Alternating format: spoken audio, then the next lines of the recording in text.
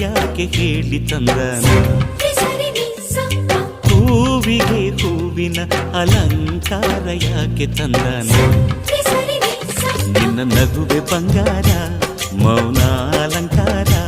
ನಿನ್ನ ಅಂದವ ನೋಡಿ ನಾನು ಕವಿಯಾಗಲ್ಲ ಅಂದಕ್ಕೆ ಅಂದ ತಂದ ತಂದಾನ ಅಂದದ ಬೊಂಬೆಗೆ